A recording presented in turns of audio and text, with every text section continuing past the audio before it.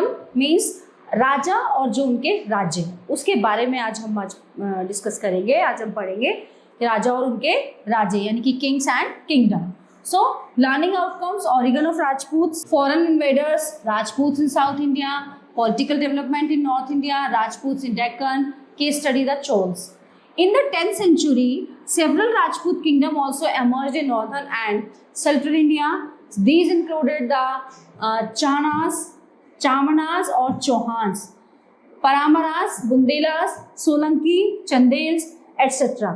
In the 11th century, Mahmud of Ghazni invaded India and plundered many towns, cities and temples in the late So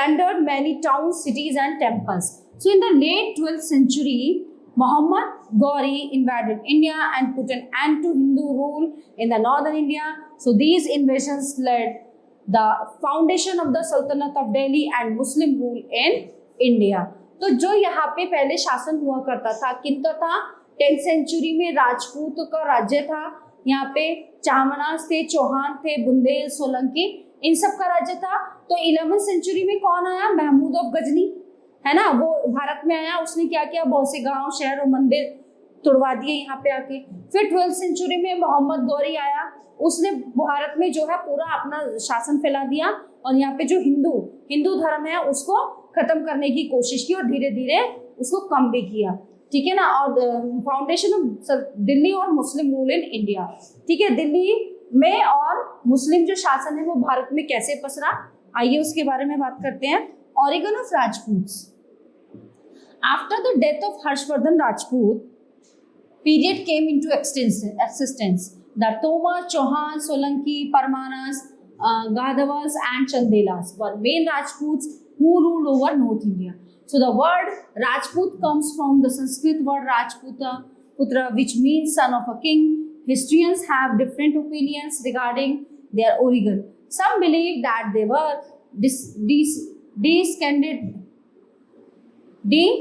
descendants of the Central Asian tribes settled in India. After the Hunas invasion, however, they claim that they were Suryavanshi, that is belonging to the sun. Okay, Suryavanshi किन्हें कहा जाता है? जो सूर्य से belong करते हैं।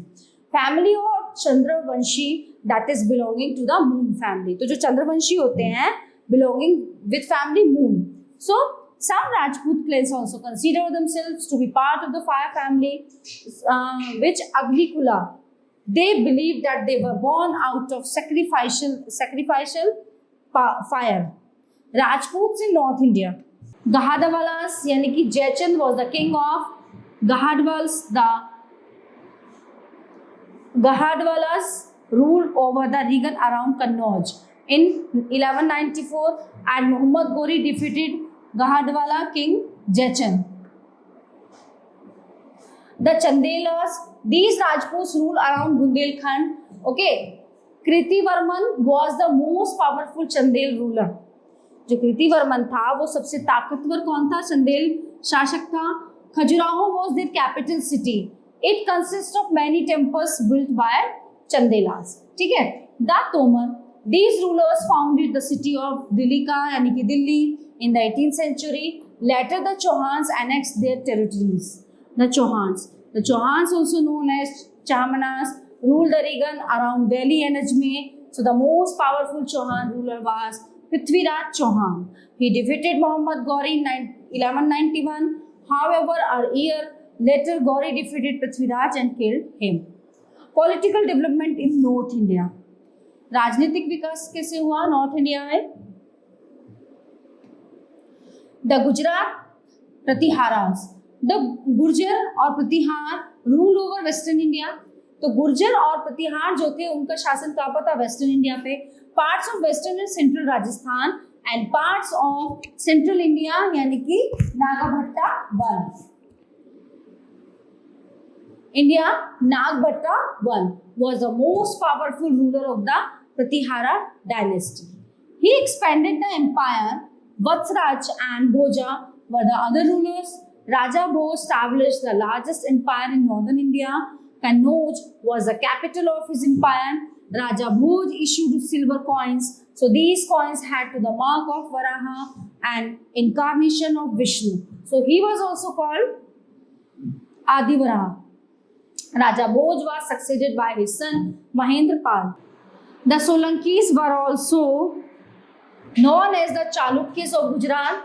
Siddharaj was the most powerful ruler. The Dilwara temples at Mount Abu and the Sun temple at Modhera were built by the Solanki rulers. The Paramaras. Bhoj Paramara was a powerful ruler. His capital was Dhar. So the Nilkanteshwara temple at Udaipur was built by Paramaras. Tripartite struggle for Kannauj. Kannauj was once the capital of Harsha. It was very rich and fertile land. To capture it means the control of the Ganga Valley. इसको capture करना मतलब गंगा घाटी को control करना. There was a struggle among the three power, the Palas, Pratihara and Rashtrakutas for the control of Kannauj for about a century from 780 to 910 AD with several rises and falls. First of all, there was a clash between the Pratihar ruler Vesaraja and the Pala ruler Dharampal over the control of Kannauj. So the Pal ruler was defeated, but at this stage, the Rashtrakuta ruler Dhruva attacked the Pratihara territory. So the Pratihara ruler had to rush to Rajputana, and then when Dhruva returned to the Deccan, Dharampal recovered his territories and even captured Kannauj. Similarly, the attempt of the next Pratihar rule, Nagabhatta, to capture Kannauj was also foiled by the intervention of the next Rashtrakuta ruler, Govind Khan. So thus Dharampal and his son Devpala continued to rule over Kannauj, but Devpala's successor proved quite incompetent. So the Pratihara rulers Bhoj and Mahendrapal defeated the Pal rulers and recovered much of their territories from the Rashtrakuta rulers. So they also took control of Kannauj, thus ended the 100 years of struggle among the three powers for the control of Kannauj. In these mutual quarrels and continuous wars, these three powers exhausted their resources so much that their power declined rapidly, and within 100 years, all the three kingdoms declined and decayed. So new powers rose in their place. The Rashtrakuta Empire was captured by the last Chalukyas. The Palans of Bengal were overthrown by the Siraj, and the Pratihara Empire disintegrated into small, insignificant states. Foreign invaders. अब foreign invaders कौन-कौन थे? The Turk were a tribe from Central Asia. They, along with the Afghans, came into India through the passes in the mountains of the northwest. The Ghazni with Mahmud of Ghazni. Mahmud was the ruler of Ghazni. He was the first Turkish invader to invade India. During the course of 25 years, he carried out 17 raids on India. So the 16th and the most important invasion of Mahmud was his attack in AD 1025 on the Somnath temple in Kathiawar. Mahmud had 80,000 soldiers to attack the most sacred and the richest temple of the Hindus. 80,000 सैनिकों को लेके उसने वो किया. The Hindu fought desperately, but they could not save it. 5,000 of their soldiers were killed. Mahmud again took away hundreds of mounts of gold, silver and costly jewels. It was his biggest plunder. So the Caliph honored him for his loot. सब लूट के ले गए थे ये मुगल और अंग्रेज. Muhammad Ghori. Towards the end of the 12th century, Muhammad Ghori, ruler of a small kingdom in Afghanistan, attacked India. In AD 1191, Ghori attacked Prithviraj Chauhan, the Rajput ruler of Delhi and Ajmer. At that time, Prithviraj was the bravest ruler in North India. He defeated Ghori in the first battle of Tarain. Ghori escaped while many of his soldiers were killed. But Ghori did not lose heart. He came again with a larger army and defeated Prithviraj in the second battle of Tarain in 1192. A little later, he defeated Jaichand of Kannauj. But this is an admitted fact that the defeat of Prithviraj marked the end of the Rajput rule in northern India. Ghori made Indian territories a province of his empire and appointed Qutbuddin Aibak as his governor. But Ghori's long absence from India caused disorder in his Indian territory. So his own officers became independent and the Khokras in the Punjab rebel. Ghori rushed back to suppress the Khokar revolt but was slain in AD 1206 by a band of Khokars. Real founder of the Muslim Empire in India. Mahmud of Ghazni is regarded as the real founder of the Muslim Empire in India. He did not feel content with merrily defeating the Rajputs and plundering their territories. So he annexed to his own empire whatever he conquered. He made his conquest more permanent. But Mahmud of Ghazni was interested only in the wealth of India and not in founding an empire. Rajputs in Deccan. The Rashtrakutas. The Rashtrakuta dynasty was founded by Danti Durga or Danti Varman. The capital of the empire was at Malkhed or Manikhed near modern Solapur in Maharashtra. So they were in constant conflict with the Gurjar Pratiharas. So the Chalukya of Vengi, the Pallavas of Kanchi and the Pandyas of Madurai. The Rashtrakutas ruled over Deccan for about 200 years till the end of the 10th century. Okay, so Govinda III, 793 to 814, Amogh, Varsha and Krishna were the greatest rulers. The rock-cut cave, Ellora and Elephanta are the legacy of the Rashtrakuta. Other kingdoms. The Chalukya of Kalyani were also known as later Chalukyas or Western Chalukyas. Vikramanka was the most famous ruler of the Chalukyas. Bhilama founded the kingdom of Yadvas and Devagiri in the 12th century. In the 14th century, so the Khalji rulers annexed their territories. Husains of Dwar Samudra ruled over the region covered by present-day Karnataka. Vishnuvardhan was the most powerful ruler of this dynasty. Later, the kingdom was absorbed into the Delhi Sultanate. Kaktiyas of Warangal ruled in 12th and 13th centuries. In the early 14th century, the kingdom was conquered by the sultans of Delhi. Rajputs in South India.